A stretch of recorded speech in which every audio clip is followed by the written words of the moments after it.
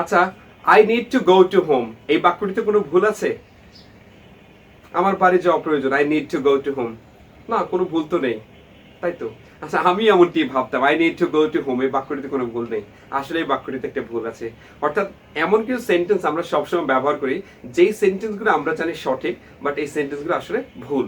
তো আজকের এই ভিডিওতে আমরা চেষ্টা করব এমন কিছু সেন্টেন্স নিয়ে কথা বলতে যে সেন্টেন্সগুলোতে ছোট কিছু ভুল আছে কিন্তু আমরা জানি না। Hello dear viewers, my name is Hasan Rasel. I am once again back with a new video. In today's video, I'll be talking about some common mistakes in sentences. সেন্টেন্সে এমন কিছু কমন মিস্টেক্স করি সেটা নিয়ে আজকে কথা বলবো। So let's get started. প্রথম যে বাক্যটি দেওয়া আছে একটু পড়ি। I go to office by foot. I go to office, আমি অফিসে যাই বাই ফুট, পায়ে হেঁটে, পায়ের দ্বারা। এই বাক্যে ভুল কোথায়? ঠিকই তো আছে না, আসলে একটা ভুল আছে। ভুলটি কোথায়? I go to office by foot না হয়ে যাবে অন ফুট, অর্থাৎ পায়ে হেঁটে যাওয়ার ইংরেজি অন ফুট। কি হবে? On foot. তাহলে এখন থেকে বাই না দিয়ে কি দিব? অন দিব।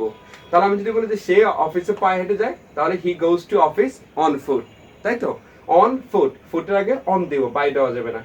সেকেন্ড যে বাক্যটি দেওয়া আছে সেটা my birthday is on October. My birthday is on October, এটা বলি তো, ঠিকই তো আছে বাক্য। ভুল কোথায়? My birthday is on October, ভুলটি কোথায়? এই বাক্য একটা ভুল আছে, সেটা হলো যে অক্টোবর কি একটা মাস, মনে রাখবেন ইংরেজি সব মাসে পড়বে ইন বসে। তাহলে যারা অন বসান তারা সতর্ক হয়ে যান, এখন থেকে অন বসাবেন না, ইন বসাবেন। So my birthday is in October. তাহলে যদি কারোর জন্মদিন হয় জানুয়ারিতে, বলবেন my birthday is in January. My birthday is in January. তাহলে কারোর জন্মদিন হয় ফেব্রুয়ারিতে, my birthday is in February. কারোর জন্মদিন যদি হয় ধরুন এপ্রিলে, my birthday is in April. আশা করি বুঝতে পেরেছি। সো ইন দেব। এরপরে যেটা দেওয়া আছে, I prefer coffee than tea. আমি টি এর চেয়ে কফি বেশি পছন্দ করি। ঠিক আছে, দেন তুলনা করা। ভুল কোথায়? আসলে ভুলটা কোথায় জানেন? এই দেন না হয়ে এখানে টু হয়ে যাবে। কি হবে? টু হয়ে যাবে। তাহলে কি বলবো? আই প্রেফার কফি টু টি। আমরা অনেকেই বলি আই প্রেফার কফি দেন টি, তাহলে দেন দেওয়া যাবে না, টু দিতে হবে। আই প্রেফার কফি টু টি। অনেক চাকরি পরীক্ষায় বাক্যটি আসে, অনেকে দেন দিয়ে চলে আসে, যেহেতু চায়ের চেয়ে কফি বেশি পছন্দ করে, চেয়ে থাকে দেন দিতে হয়, আসলে এটা ভুল। এরপরে যেটা আছে I need to go to home, এটা তো সবসময় ব্যবহার করি, এত বেশি ব্যবহার করি, বাট এখানে একটা ভুল আছে। সেটা কি? I need to go to home, আমার বাড়ি যাওয়া প্রয়োজন। এত সহজ বাক্য ভুল করি কোথায়? ভুল থাকার কথা না, আসলে একটা ভুল আছে। সেটি কোথায়? I need to go to home. এই যে গো টু হোম বললাম, কি করতে হবে? টুটা ছোট্ট করে কেটে দিতে হবে, অর্থাৎ বাড়ির আগে কখনো হোম বসে না। দেশ বিদেশ, দেশ বিদেশ, দেশ মানে হোম, বিদেশ মানে অ্যাব্রোড, এই দুইটা পূর্বে প্রিপোজিশন বসানো যায় না নরমালি। হ্যাঁ, তাহলে I go two, I need to go home, go to home দিলে ভুল হয়ে যাবে। তাহলে কি বলবো? I need to go home, আমার বাড়ি যাওয়া প্রয়োজন। তাহলে আমি বাড়ি যাব, আই উইল গো হোম, আমি বাড়ি যাব। আমি বাড়ি গিয়েছিলাম, আই ওয়েন্ট হোম, আমি বাড়ি গিয়েছিলাম। আশা করি বুঝতে পেরেছি। এরপরে one of my friend live in Japan, ভুল কোথায় আবার? ওয়ান অফ মাই ফ্রেন্ড, আমার একজন বন্ধু, লিভ ইন জাপান, দেখেন তো কোনো ভুল পান কিনা? আমি শিওর যে কোনো ভুল পাওয়া যাচ্ছে না। One of my friend live in, one of my friend live in Japan. আচ্ছা, ভুলটা কোথায়? আসলে কি করতে হবে? এখানে একটা এস দিতে হবে, যদিও আগে এটা আমাদের আগে ভুল ছিল। তাহলে ওয়ান অফ মাই ফ্রেন্ড না হয়ে এখানে ফ্রেন্ডস হয়ে যাবে, এখানে প্লুরাল করে দিতে হবে। One of my friends lives in Japan. One of my friends live না হয়ে, ওয়ান অফ মাই ফ্রেন্ড না হয়ে ফ্রেন্ডস হয়ে যাবে। One of my friends lives in Japan, তার মানে আমার একজন বন্ধু জাপানে থাকে। কেন এটা এস হবে? কারণ অনেক বন্ধুর মধ্যে একজন জাপানে থাকে। ওয়ান অফ মাই ফ্রেন্ডস, তাহলে ওয়ান অফ মাই কাজিন না হয় one of my cousins. One of my brother না হয় one of my brothers. One of my teacher না হয় ওয়ান অফ মাই টিচার্স।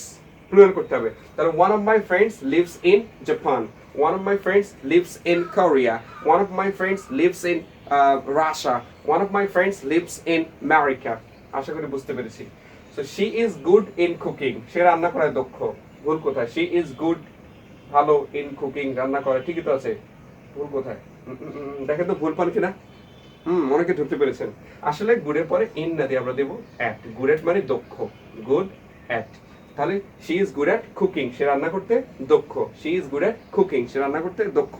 তাহলে আমি যদি আরো কিছু বাক্য প্রডিউস করি, যেমন বললাম সে সাঁতার কাটতে দক্ষ, তাহলে she is good at swimming, অথবা he is good at swimming. তারপর সে গাড়ি চালাতে দক্ষ, he is good at driving a car.